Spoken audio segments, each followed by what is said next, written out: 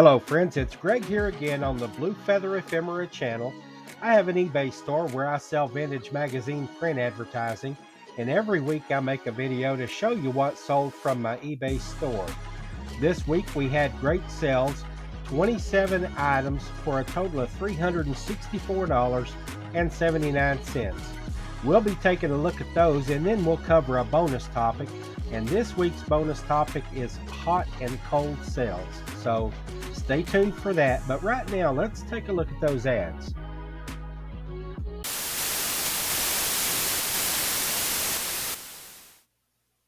All right, we've got a lot to look at this week and a lot to talk about. So I'm going to skip over some of the most detailed information that we usually take a look at in these ads. But first up, this is an ad from House Beautiful 1956.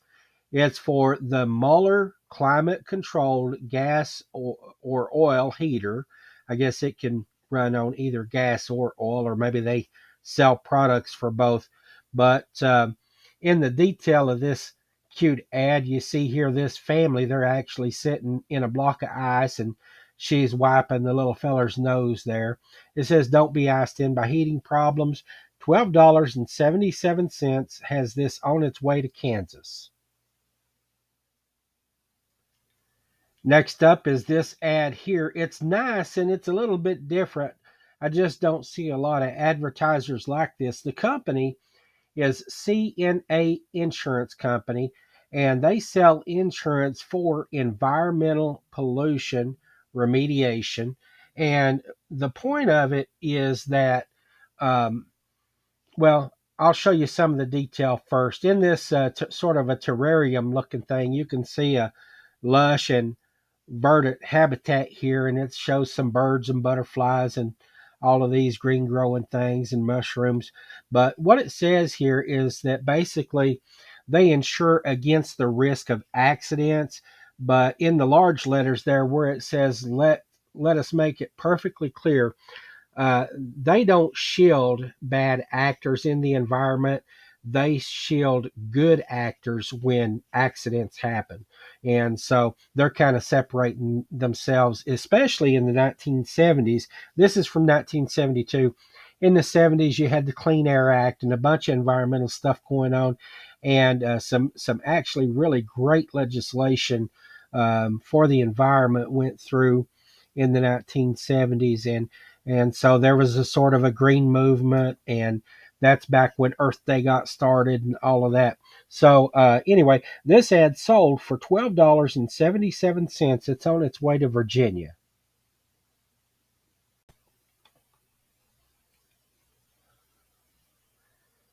Next up is a pair of advertisements for Greenbrier Resort, and cottages are mentioned in this specific ad. But both of these ads are about the property located at White Sulphur Springs, West Virginia. They both ran in Fortune magazine, and this one is from 1936. The next one that we'll look at is from 1941. I sold this for $12.77, and it's going back to its hometown. The next one for $10.77 is going to North Carolina. The reason we're going to dip our toes into the history of this is because it's pretty fascinating, and I'll try not to take up too much time with it. But this property or this resort dates back to the year 1778, and it's evolved over time. It's had different owners, both public and private. At times, it's been owned by the Chesapeake and Ohio Railroad and also by CSX Railroad.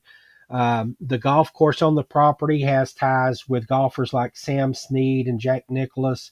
It's hosted presidents and dignitaries, international, from all over the world, authors, publishers, artists, musicians, you name it.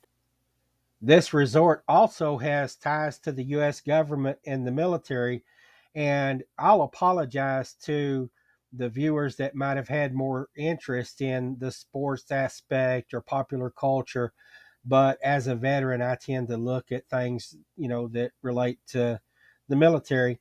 And this is from the Greenbrier Resort official, their own website, and the history of the Greenbrier. And it says in 1941, during the Second World War, the U.S. State Department leased the Greenbrier Hotel for several months, providing refuge for diplomats. The following year, in 1942, the U.S. Army acquired the hotel, transforming it into a 2,000 bed hospital named Ashford General Hospital, caring for over 24,000 soldiers during its 4 years of operation. This is the second Greenbrier ad here. I'll show you this before we talk about a little bit more of the history. But in the detail here, you just see this girl is taking a break from tennis. Real pretty ad with the facade of the building and some trees in bloom there. It says, "Springtime is playtime at America's most beautiful all-year resort." This text from the website History says, during the Cold War era of the 1950s, the Greenbrier's pivotal role in crisis continued as the U.S. government enlisted the resort's help to construct an emergency relocation center, an underground bunker codenamed Project Greek Island, designed to house the U.S. Congress during times of conflict. This project includes the addition of the West Virginia wing to the hotel's above ground facilities, maintaining the bunker in a constant state of readiness for 30 years. And it goes on to say, as the Cold War era came to a close, a significant moment in the Greenbrier's history unfolded when an expose in the Washington Post revealed the existence of the bunker in 1992. Since then, guided tours of this underground facility have added a unique and captivating layer to the Greenbrier experience, allowing visitors to delve into the intriguing history hidden beneath its grounds. And one last note about this resort, the Greenbrier has been in the news quite a bit in recent weeks because it's presently owned by the West Virginia governor who is running for Congress, and there's some debt issues that pertain to the property, and there's actually some foreclosure actions going through courts right now. So it's been in the news, and that may be what's called attention to it and brought shoppers to look for things related to the Greenbrier on eBay.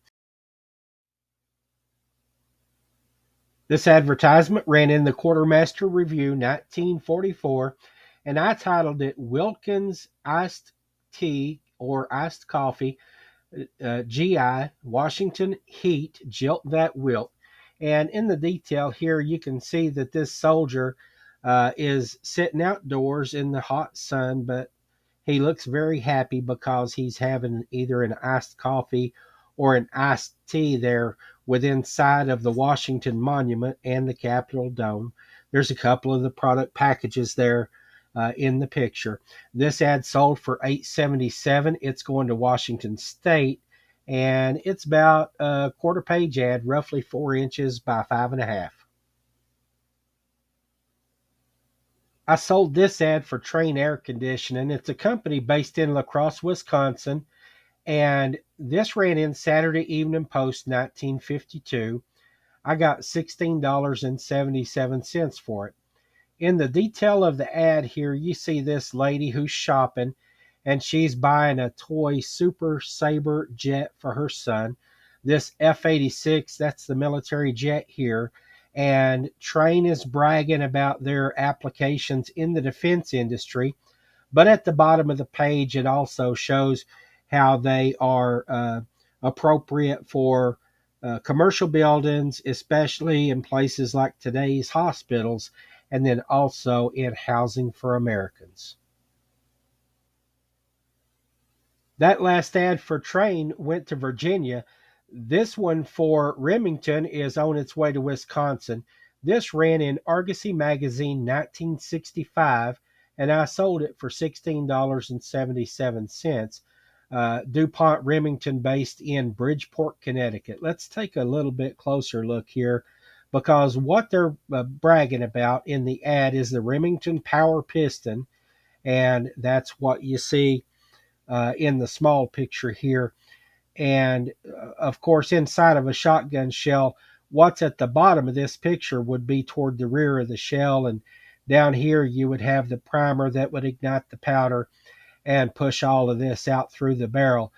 Uh, they say that this cushion here helps prevent the shot from being deformed due to compression. And it also says that this sleeve keeps the shot from touching the inside of the barrel. Apparently, they think that's superior. It says you can get this in 12, 16, 20, and 28 gauge.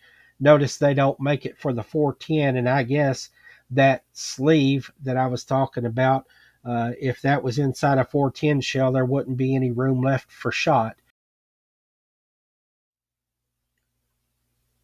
Next up is an advertisement for Jorgensen Steel. It says muscle and hustle 24-hour truck loading. And this is just an assurance from the company that you can get your orders first thing in the morning because they load trucks all night. It says still away into the night, Earl M. Jorgensen Company. And in the detail here, you can see they've got offices in major cities all around the country, and they supply construction companies with the steel and aluminum products that they need. On this truck, it looks like they're loading steel pipes, steel sheets, steel beams, and all kinds of other metal products here. Again, this ran in Fortune magazine in 1967, and this company's home office is in Chicago. This is going back to its hometown for $14.77. Here's a fun ad that ran in Argosy magazine, 1955. It was the December issue. Of course, you can tell that because here's Santa Claus, and elsewhere in the article, it's talking about their 1956 line of boat motors. And this one is the Big Twin Outboard boat motor. I use the word families in the title because you can see here that that picture you were looking at was just a part of the image down here at the bottom. I thought that was the best part of the advertisement, but in the full sheet you can see here that families they've got their boats pulled up on this beach and they're out frolicking in the water and just enjoying their boating. And in the detail here, I want to go back to this boat motor though. This is a full page ad, so I sold it for $16.77. I was contacted by the buyer down in Florida, and the buyer said that their reason for buying this was because they are a collector of miniatures. And the buyer sent me this picture that I'm going to superimpose right over this to show you what the buyer has in his collection. And I talked a few months ago about how you can go into different groups like Facebook and find Facebook groups of collectors, and you can just sprinkle in some posts that feature your advertising to kind of generate business. And of course, that's not how this buyer found this particular advertisement, but it is a way to get the people to thinking about adding advertisement to accessorize their collections. So anyway, I just wanted to show that and talk about it. I'll link that video up at the top so that you can go back and look at that. And I'll mention too, it's not just a fun way for you to educate potential customers about advertising, but it's also a fun way for you to learn more about the products in the advertisements that you're selling. So check that out. Here's a World War II era ad, 1942. This ran in Woman's Home Companion, and the company that's advertising is Swan's Down Cake Flour. There's a recipe here for a honey nut cake. In the detail here, it says it wouldn't be Christmas without cake. And so down at the bottom, it tells you how you can write to Kate Smith and get a cake mailer that you can use to package a cake to send to the boys at camp, talking about soldiers, of course. And it says that the cake will stay fresh and moist during the trip. Make sure that your request for the box gets to Battle Creek, Michigan by December the 10th. So, anyway, just a kind of a nice ad there. I sold it for $12.77. It went to a buyer in Michigan. Here's an ad from Drug Markets Magazine, 1931. The advertiser is the White Metal Manufacturing Company out of Hoboken, New Jersey. This ad is going back to its hometown in New Jersey for $18.77. In the detail here, it just shows one of these collapsible tubes. The geometric look of this Art Deco style is just fantastic. Great font. Somebody is going to be thrilled with this when they get it. Absolutely beautiful. Next up is an ad for Marlboro cigarettes. This ran in Penthouse Magazine, 1987. In the description or the title, I've got Marlboro cigarettes, man, cowboy hat, chaps, saddle, vintage print ad. So in the detail here, basically every word I used is all that you see in the picture there. Um, and, there's not a great amount of variety in Marlboro cigarette advertising. You got the same subject. You got a cowboy, you got a cowboy hat, vest, chaps, horses, saddles, campfires, maybe a tree or a hill every now and then, and a cow. That's about it. But they sell, and they sell good. I got $12.77 for this one, and it's going to a repeat customer in California. When I get an ad like this, and it's the kind of thing where I have that debate with myself, do I even want to waste time making a listing for this when it's out of the ordinary? But then again, when I have that internal debate, those are the things that usually don't take a long time to sell. And I should have learned that lesson by now. This is an advertiser called the Health Insurance Institute, and this ran in Life Magazine 1964, and I sold it for $16.77 to a buyer in Michigan. And when you read on the page here, basically, this headline at the top says, "Are you walking around with a 1954 health insurance policy?" Now, remember, this year is 1964 for the ad. So it's saying, do you have a 10-year-old policy? Well, medicine's come a long way, and so has insurance coverage. And it asks about things like, does it cover surgery, hospital care, room and board, extra services like labs, x-rays, dressings, and also, does it include catastrophic coverage for major illnesses or prolonged illnesses and serious accidents?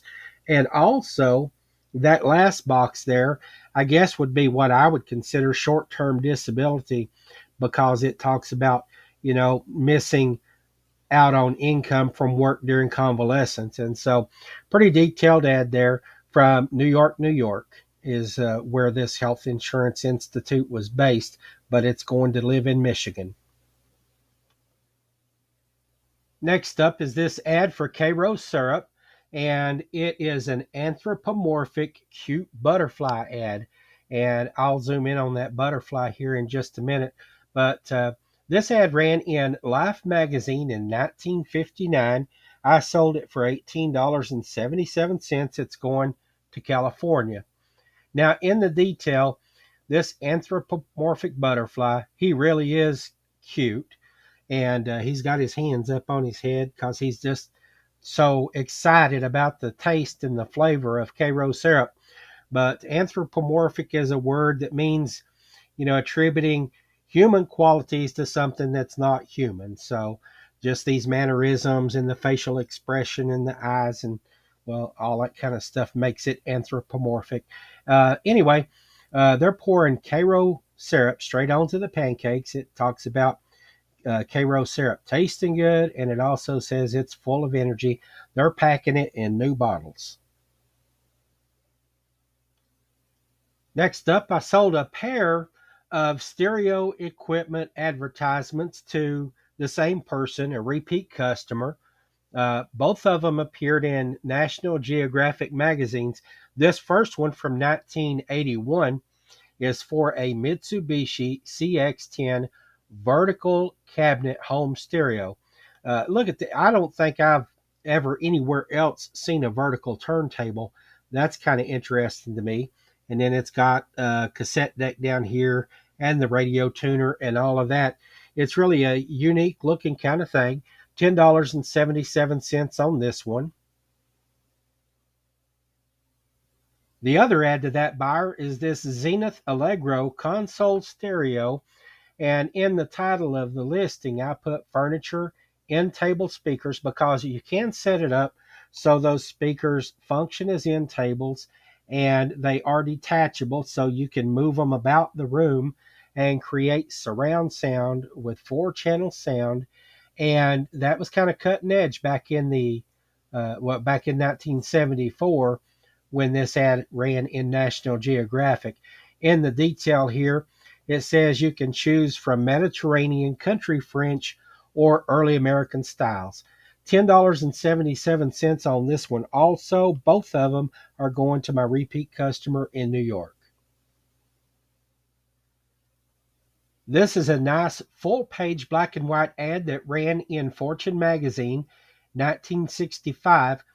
This is an advertisement for the New York State Department of Commerce, and it goes into some detail here about the evolution of the business climate in New York between 1900 and 1965.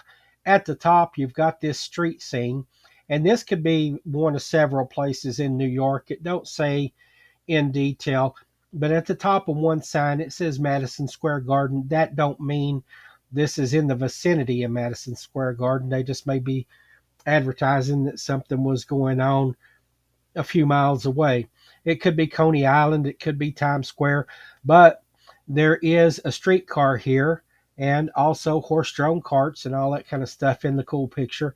And down at the bottom, in modern times, it's got the World Trade Center at the bottom, and I did put that in the text of the listing. I want to pause here and say this about place names. I'm a huge fan of putting place names in listing titles because people in those places may be looking for ads that mention those places. I've got to say, Chicago and New York seem to be the exceptions, and that's just because they are so darn huge. There's been literally hundreds of thousands of businesses that have started and stopped in those places over the years. There's no shortage of advertisements that say New York or Chicago. So a lot of times I don't bother with that. If it gets more specific though, like Times Square, Coney Island, the Bronx, or something like that, then I will put it in the ad. But New York City don't seem to help sell ads when you put that in the listing title. But I'm going to zoom in here once again and just show the World Trade Center on the way out. This ad, New York City ad, actually went to Illinois, and I sold it for $18.77. Next up is a nice full page, full color ad for the company called Wellcraft. They made a boat called an air slot boat, which has, according to the text of the article here, a true triple V type of hull that provides for the smoothest, softest ride of any small boat. It says that you cut through the water instead of pounding across the top of it. This company based in Sarasota, Florida. And here's a closer look at the boat here. Uh, there's a couple out with skis in the boat. They're just plowing through the water here, and it looks like they're having a good time. This ad sold for $16.77. It's on its way to Virginia. That last ad was from Boating Magazine, 1972. This ad and the one that follows are both from the Louisville Courier Journal, November 1960 special supplement to the newspaper. It was in the format of a magazine, though, and it listed all kinds of advertising that basically just went along with the theme of the Civil War commemoration. But this advertiser is Rebecca Ruth Candies of Frankfort, Kentucky. In the ad, it says it's nationally famous. And right here's a closer look at the ad. It's a small one. I'll switch over and show you the size. Roughly 3 inches by about 4.5 inches. Because of its small size, I sold it for $6.77. It's on its way to Virginia. The other ad from that publication is this one here for Strom's Market, and that was a market based in Louisville, Kentucky. It says, I think, Barrett Avenue down here in the detail. Yes. And so in the text of the ad here, it says that for your Civil War Centennial celebration and holiday season, serve Old Kentucky Country Ham.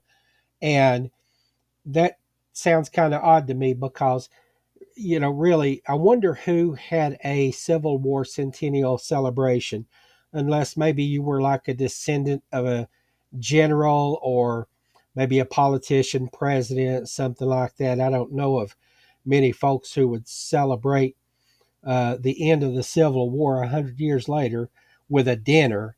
But anyway, this is the ad.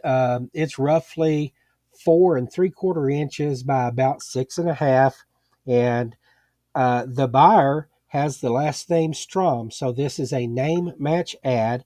I sold it for $8.77, and it's going to Ohio.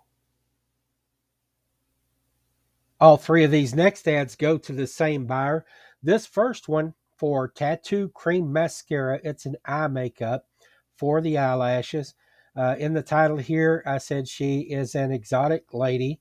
The moon is rising over the ocean. There's some palm trees, and I'll zoom in on that art. The art is just really nice. I don't see an artist's signature on the picture, but it's a good looking ad.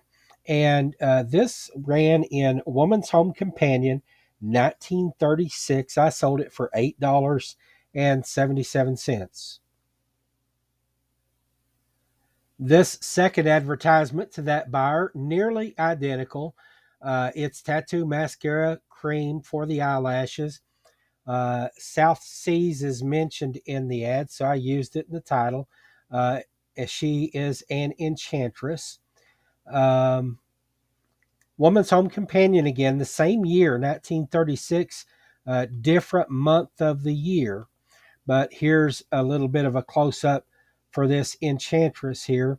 And, you can't see the water, but it's got the moon and some palm trees and all of that. Same product. So another really nice ad, very close to the first ad.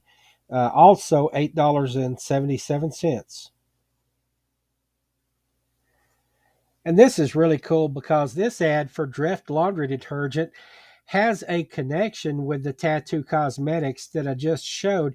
This buyer recognized it. Actually, when I did this listing from Sunset Magazine 1938 here, I made the connection too back then that it's a tattoo purse beauty kit that you can get as a premium if you send in two Dreft dish detergent box tops. But this is kind of neat here.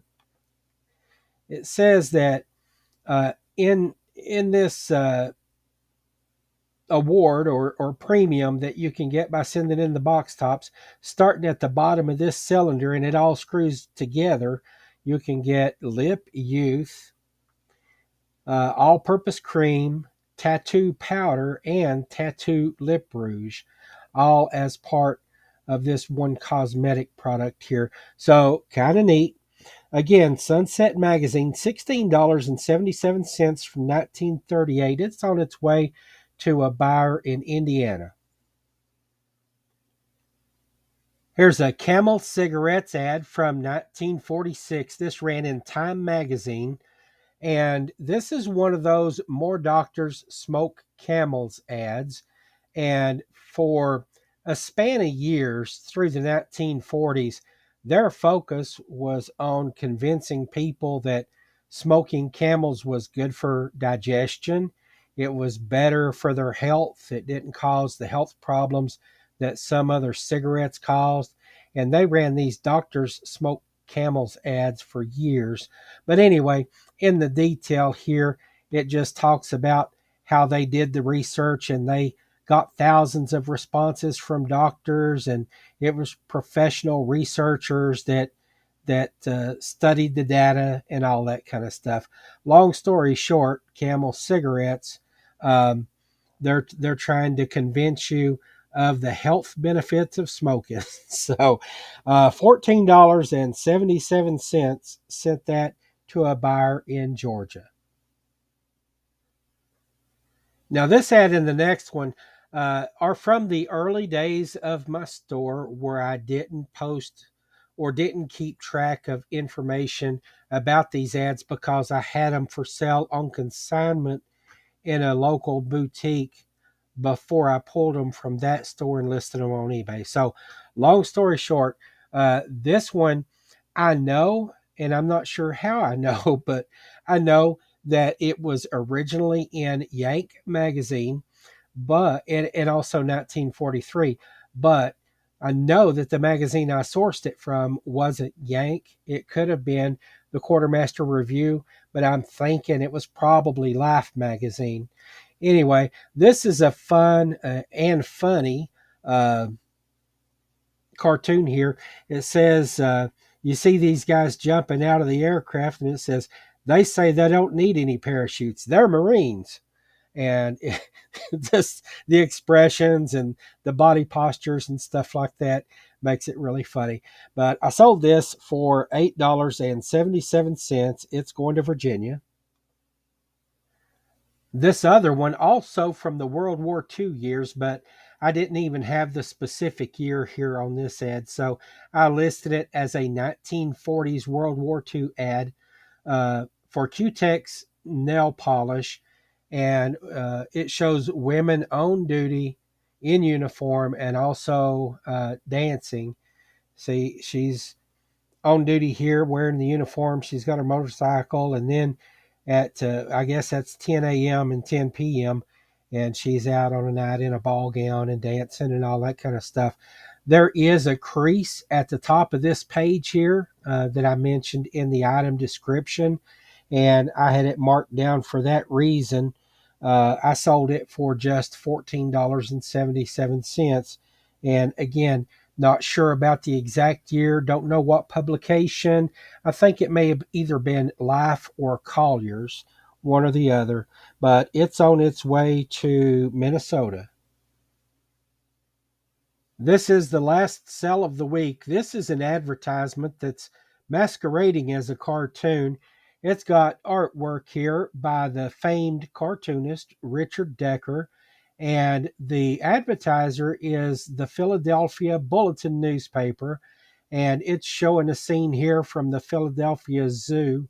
And I listed this, of course, with emphasis on the elephant because there's a lot of collectors of elephants, and it's a funny little cartoon. It says at Philadelphia, or in Philadelphia, nearly everybody reads the bulletin. It's published evening and Sundays. And here you've got the zookeeper. He's doing his work, I guess, but he's also reading the paper. This elephant is being a bit mischievous, spraying this guy with water, but everybody else has a newspaper in their hands. They're not paying much attention to the elephant and what's going on there. Just a fun little advertisement. $16.77. This is going to a buyer in Tennessee. All right, now we're going to launch into our weekly bonus topic, and I call this bonus topic Hot and Cold Sales. And this is sort of a follow up to last week's topic, which was the summer eBay sales perspective. And I talked about how the store traffic numbers and looking at the quarterly compared with the monthly that eBay shows you as the default numbers in your store, how looking at the difference could give you a little bit of perspective and maybe give you a little bit of reassurance when sales are bad during any given week or month, that your overall sales trajectory and the direction your store is going in is one you want it to go in. And so that's why I chose to look at this topic this week, is because I realized, as I was even talking about that last week, I will say things like, now, if you'll remember last week we said this, or if you think about my video 2 months ago, and I understand, I'm demanding way too much of the viewer to expect that y'all watch the videos in order, that you've even watched any of the other videos, that have a recollection of what you watched, especially if you watched out of order. And so that's taken out of context. What I told you during last week's video probably didn't mean a whole lot to you. So I'm going to do an overview of the entire past. Well, it ends up being 13 weeks of sale. Basically, it's an artificial quarter that I established during these summer months. And eBay is going to try to make a comparison between these 13 weeks that I've set up here, with the 13 weeks immediately preceding them. That's what the gray line that kind of bounces across the top of these columns is all about. That's the comparison to the same week in the prior 13-week period. We're going to basically ignore that, though, because for our purposes today, we're just going to look at the data for each week that'll pop up in these little boxes here as we talk about them. As we begin to look at these numbers here, I just want to pause for a moment and explain exactly what we're looking at. In the data that pops up in the box, it's showing the total sales, and then that's all of the money that's paid by buyers for items that they purchase. But that includes what eBay keeps, it includes what I keep, it includes what goes to the U.S. Postal Service for postage, and it includes taxes and government fees and things. And I want to explain that what is taxed don't come to me, and I don't pay it in. eBay holds that, and they pay it directly to the tax jurisdictions that apply. So shipping and handling is no part of what I keep, really, and so I'm not discussing those. And here you can filter out those things, and you can see I've unchecked the shipping and handling and tax and fees box, so that what we're looking at here in the blue column is only item sales. And that's what I discuss with you every week when I make that first slide to show you what's sold. The number that goes on that is the actual gross sales before any promotion discount, like a 10% off or 20% off of 2 items, or so on and so forth. That's I wanted to explain that because you'll notice a disparity of about $33 and change between the item sales this week and what's on my slide. Here, this number is $331.75. On my slide, it was $364.79. And that reflects the 10% promotion or 10% sale that I'm running in my store this week. So anyway, for the present week, this number, item sales that we're looking at, is $331.75. So let's go back and look at last week. And just the comparison of these 2 weeks perfectly illustrates what I mean by hot and cold sales. The first week we looked at just a moment ago was a pretty hot week of sales, and this is a cold week of sales. The item sales total in this week is $111.30. And when you talk about numbers, and especially the comparison of numbers, there's different ways to talk about them. And, you can give two clearly different impressions of the same numbers just by the words that you use. So I can look at this week, $111, and I can say, oh, this week's sales were only a third of what last week's sales were. And that sounds pretty bad. But then you can turn around and say, this week's sales are up by 300%. Boy, that sounds phenomenal, but you're talking about the same numbers. Anyway, $111.30 for last week. Now let's jump back to the week before. $238.89. So more than double the week that follows.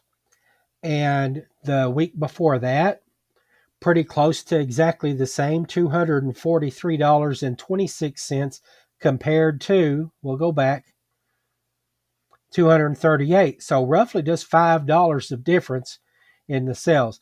Now, this was my worst week in not just these 13 weeks, but probably my worst week since last year, if I remember correctly. That week I had item sales of $94.82. The week before that, $190.92. So it was about $100 over the week that followed it. And you can see here too, this week it tells you up at the top of the box, it might be too small to see, but this week that we're looking at right now is for sales for the week of July the 3rd through July the 9th. And that is compared to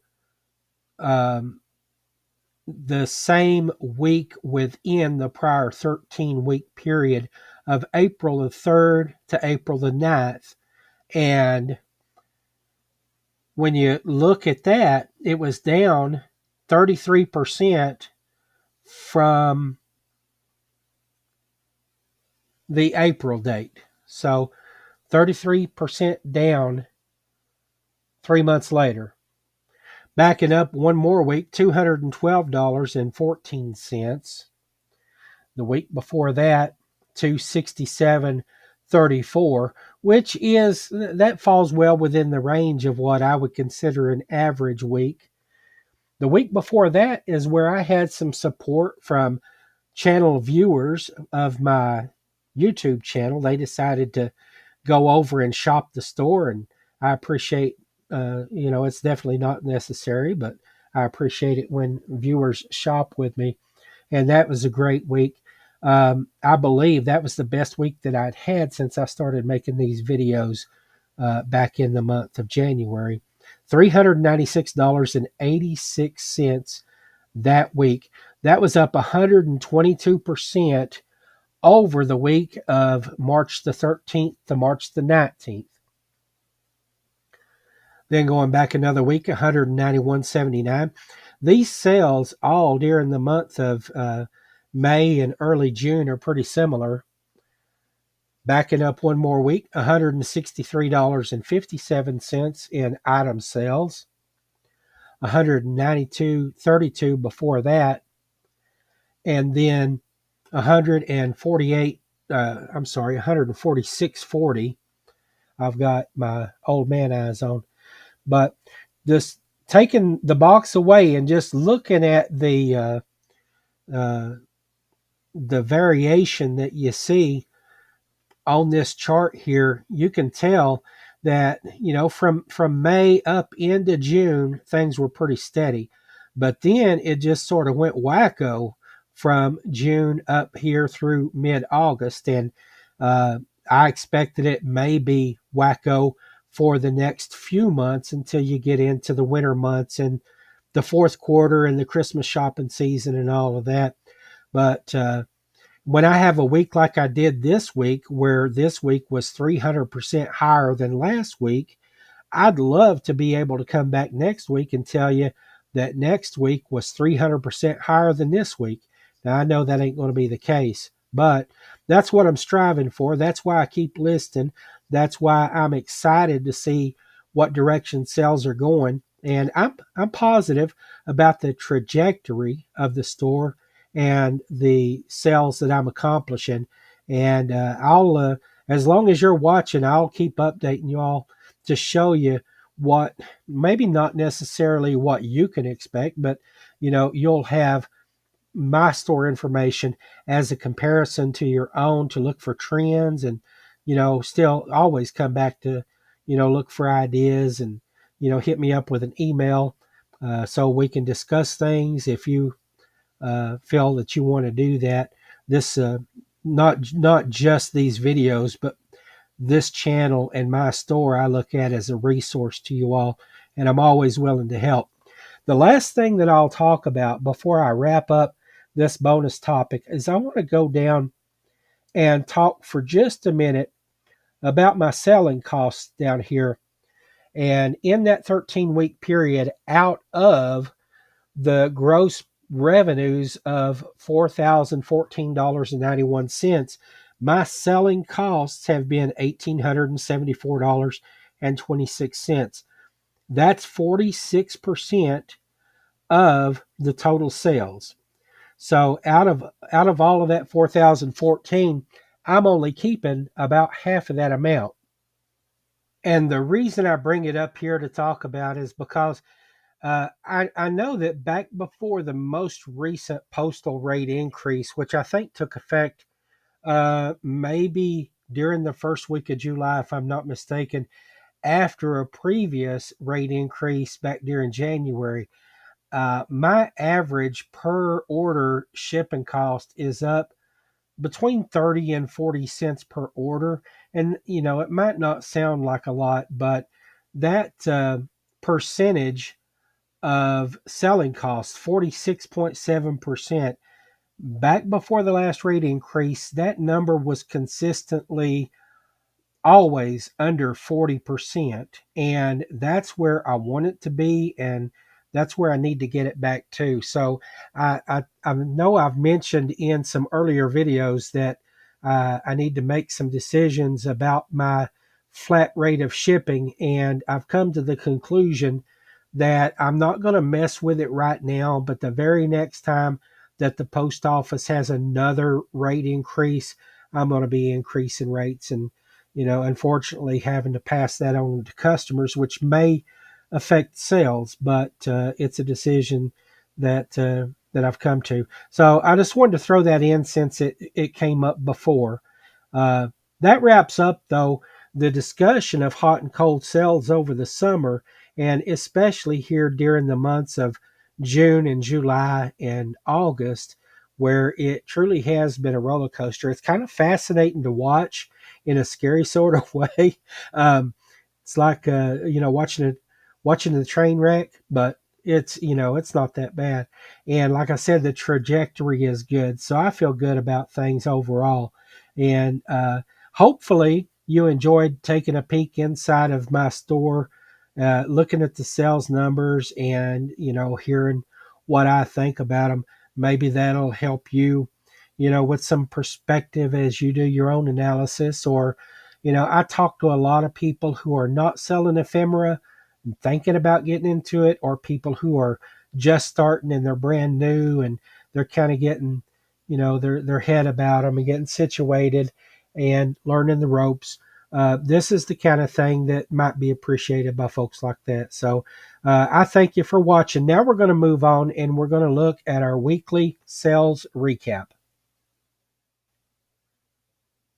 Okay, looking back at week 30 of my video series, we had good sales. I'm really pleased with them. A total of 27 advertisements sold for $364.79. We did have one name match ad this week for Strom Deli or Strom Meats that's going to a buyer with the surname Strom. And then we uh, are also sending 3 ads back to their home cities. The Greenbrier ad going to West Virginia, the Jurgensen Steel going to Chicago, and then that White Metal Manufacturing going to New Jersey. So those 3 ads are going back home. We didn't have any international or global shipping program sales this week. We did have 2 repeat customers that bought a total of 3 ads. So we always love to see that. I appreciate you sticking around for this extra long video this week. But I hope you enjoyed looking at the ads, and I hope you got a little bit of something out of going through the store numbers with me. Maybe there's something there that you can use. I hope to see you here again next week. Bye for now.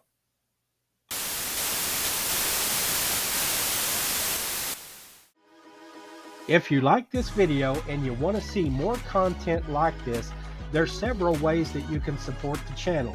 First of all, if you have questions, comments, or suggestions, then leave a comment. I'd love to hear from you.